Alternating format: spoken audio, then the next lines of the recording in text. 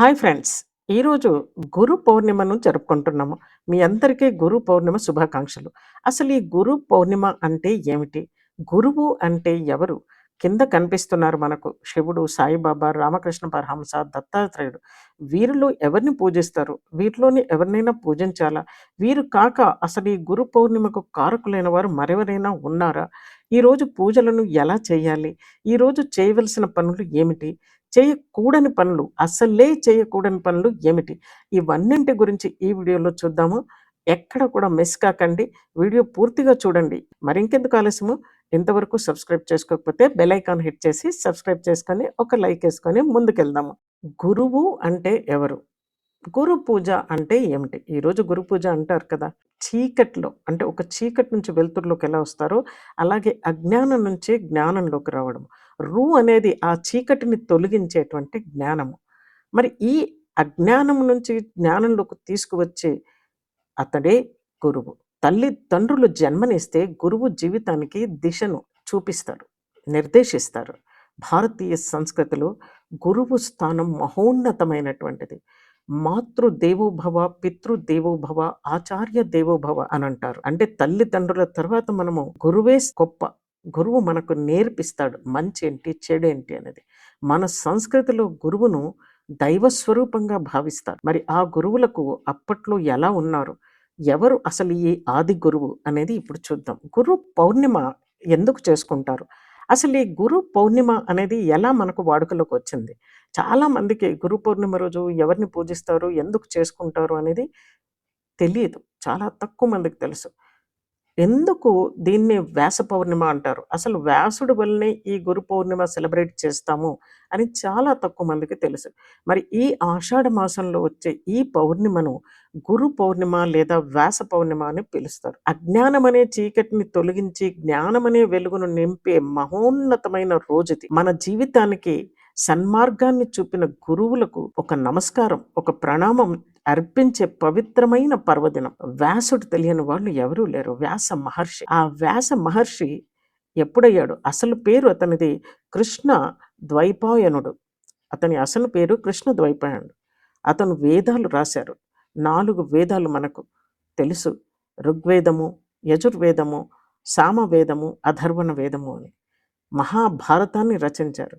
So, ఇలాంటి మన అజ్ఞానం నుంచి జ్ఞానానికి నడిపించి, ముఖ్యంగా మనకు ఇలాంటి జ్ఞానాన్ని అతను కలిగేలా చేశాడు.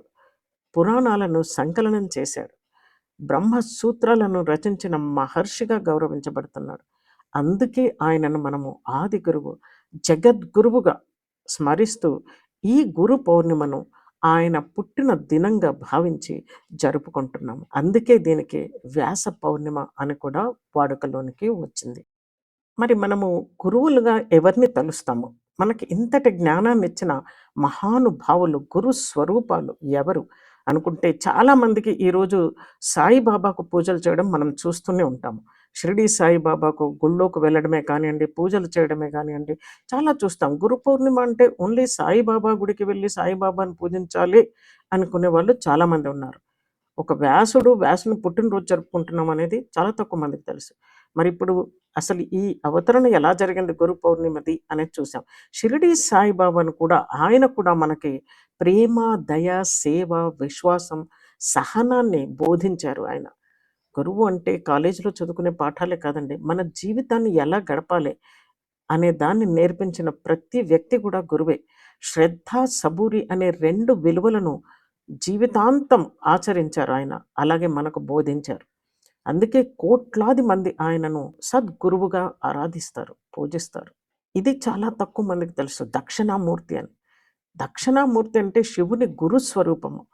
శివుడు అనేది చాలా మందికి తెలుసు. ఆయన దక్షిణామూర్తి రూపంలో అంటే సనాతన ధర్మంలో శివుడు దక్షిణామూర్తి రూపంలో ఆది జ్ఞాన గురువుగా ఆరాధించబడ్డాడు. ఒక వటవృక్షం కింద కూర్చొని సనకాది మహర్షులకు మౌనంగా చాలా శాంతంగా ఉండి పరమజ్ఞానాన్ని బోధించినట్టు మన సంప్రదాయాలు చెప్తున్నాయి. మౌనమే గొప్ప ఉపదేశం అనే సందేశానికి దక్షిణామూర్తే ప్రతీక. ఒక మంచి ఎగ్జాంపుల్‌గా మనం ఉదాహరణగా భావిస్తాము. అవతార గురు స్వరూపాలు మరికొంతమంది. దత్తాత్రేయుడు గురువులకే గురువు అంటారు. అత్రి మహర్షి అనసూయాదేవి కుమారుడైన దత్తాత్రేయుడు ప్రకృతిలోని 24 గురువుల నుంచి ఎన్నో జీవిత పాఠాలు నేర్చుకున్నారు. ప్రకృతే ఒక గురువు అని నమ్మిన వ్యక్తి అతను. ఆయన దగ్గర ఉన్న 4 కుక్కలు కూడా 4 వేదాలకు ప్రతీక అని చెప్తాయి మన పురాణాలు. ఆవు భూమాతకే పత్రిక అని చెప్తాయి. మరి ఆది శంకరాచార్యులను ఎరుగని వారంటూ లేరు. అద్వైత సిద్ధాంతాన్ని ప్రపంచానికి పరిచయం చేశాడు. సనాతన ధర్మాన్ని పునరుద్ధరించారు. 4 మఠాలను స్థాపించి గురు పరంపరను బలపరిచారు. రామకృష్ణ పరమహంస ఎరుగని వారెవరు? ప్రేమ, భక్తి, దైవానుభూతి ద్వారా జీవితము పరిపూర్ణమవుతుందని బోధించారు. ఆయన శిష్యుడే స్వామి వివేకానందుడు. ఈ సందేశాన్ని ప్రపంచానికి చాటారు ఆయన. రమణ మహర్షి గారు నేను ఎవరు అనే ఆత్మ విచారణ మార్గాన్ని ప్రపంచానికి చూపించారు. మౌనం, ధ్యానం, ఆత్మ జ్ఞానమే నిజమైన గురు మార్గాన్ని చూపిస్తుంది అని బోధించారు. ఈ గురు పౌర్ణమి రోజు పూజ ఎలా చేస్తారు? పూజను ఎవరికి చేయాలి? పూజకు ఉన్న ప్రాధాన్యత ఏమిటి? అంటే ఉదయమే స్నానం చేసి పరిశుభ్రమైన వస్త్రాలు ధరించాలి. ఇంటి పూజా మందిరంలో దీపాన్ని వెలిగించాలి. మనకు తెలుసు దీపాన్ని ఎలా వెలిగిస్తాము అనేది. నేతి దీపం కానీ, నువ్వుల నూనె దీపం కానీ, ఇత్తడి కానీ, వెండి దీపంలోనే వెలిగించాలి. లేదా మట్టి దీపంలో వెలిగించొచ్చు. వీలైనంత వరకు స్టీల్ దీపాలను వాడకపోవడం మంచిది. వ్యాస మహర్షి, దక్షిణామూర్తి, దత్తాత్రేయుడు ఇప్పుడు చూసాము. ఎవరినైనా వాళ్ళ చిత్రపటాన్ని పెట్టుకొని పూజ చేసుకోవచ్చు. పూలు, పండ్లు, తులసి లేదా అక్షింతలు భగవంతుడికి సమర్పించాలి. మీకు తోచిన నైవేద్యాన్ని కూడా పెట్టుకోవచ్చు. పరమాన్నమే కానీ, ఏదైనా కానీ. పెట్టుకొని ఒక మంచి శ్లోకం గురుర్ బ్రహ్మ, గురు విష్ణు, గురుదేవో మహేశ్వర, గురు సాక్షాత్ పరబ్రహ్మ, తస్మై శ్రీ గురవే నమ అని భక్తితో నమస్కరించుకోవాలి. ఈరోజు పూజ ఎలా చేయాలో చూసాము.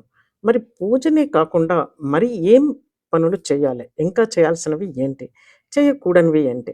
అంటే భగవద్గీత, గురుగీత, విష్ణు సహస్రనామము, శివుడికి సంబంధించిన ఏవైనా కానియండి, బాబాకు సంబంధించిన చాలీసాలు కానీ ఏవైనా కూడాను అవన్నీ కూడా మనం చదువుకోవచ్చు. పారాయణం చేసుకోవచ్చు.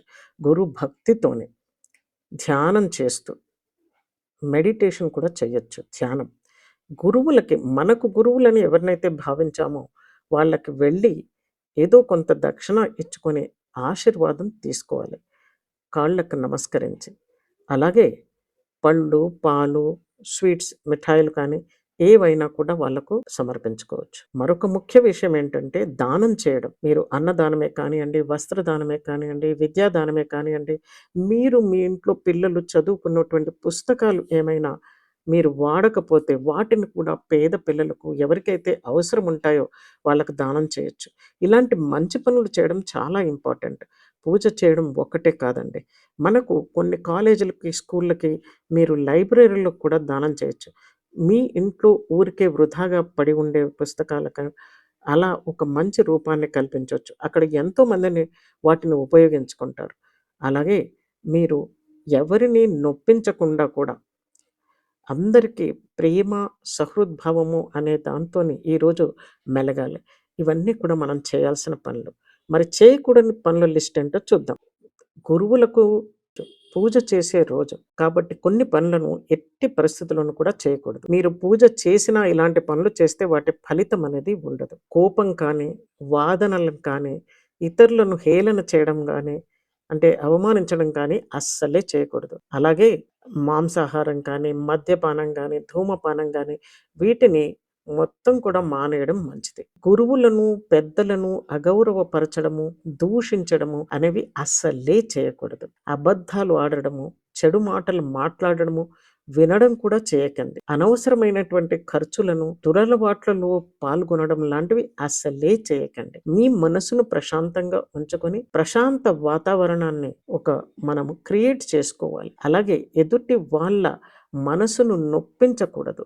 అది చాలా చాలా ఇంపార్టెంట్. మరి అంతటి ఆది గురువుల గురించి, గురు స్వరూపాల గురించి చూసాము. మరి నేటి కాలంలో గురువు ప్రాముఖ్యత ఏమిటి? ఎంతో ఒక చేతిలో మౌస్‌ని పెట్టుకొని క్లిక్ చేస్తే ప్రపంచంలోని జ్ఞానాన్నంతా సంపాదించుకుంటాము. అంతా ఆన్‌లైన్‌లో విద్యనే అని అనుకుంటాము. ఇప్పుడు అందులో ఏఐ కూడా డెవలప్ అయ్యి నిమిషాల్లో మనకు ఎంతో విద్యను, ఎంతో జ్ఞానాన్ని మరి ఈ సమాచార యుగంలో, ఈ ఇన్ఫర్మేషన్ ఇంటర్నెట్ ఏజ్‌లో జ్ఞానం అనేది సంపాదించుకోవడానికి గురువు అవసరం లేదు అనే అపోహలొస్తున్నాయి. జీవితంలో సరియైన నిర్ణయాలు తీసుకోవడానికి, నైతిక విలువలతో జీవించడానికి గురువు మార్గదర్శకత్వం ఎంతో అవసరం. మై డియర్ ఫ్రెండ్స్, ఇందులో పేరెంట్స్ ఉంటారు, పిల్లలుంటారు, అందరూ కూడా.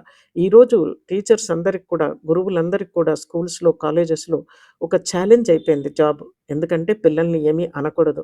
అసలు దండించకూడదు. మరి దండించకపోతే వాళ్ళకి జ్ఞానము, బుద్ధి అనేవి ఎలా వస్తాయి? మరి ఈరోజు సమాజంలో జరుగుతున్నాయి మనం ఎన్నో చూస్తున్నాం. గురువు విలువ ఏంటి అనేది పిల్లలకు నేర్పించాలి. ఎంత మొబైల్ యుగం వచ్చినా, ఎంత ఏఐ వచ్చినా కూడా ఉపాధ్యాయులు, తల్లిదండ్రులు, ఆధ్యాత్మిక గురువులు మంచి మార్గం చూపిన ప్రతి వ్యక్తి కూడా మన గురువే అవుతాడు. మరి ఈ గురు పౌర్ణిమ సందేశం ఏంటి? ఈ గురు పౌర్ణిమ రోజు మనం నేర్చుకోవాల్సింది ఏంటి అనేది.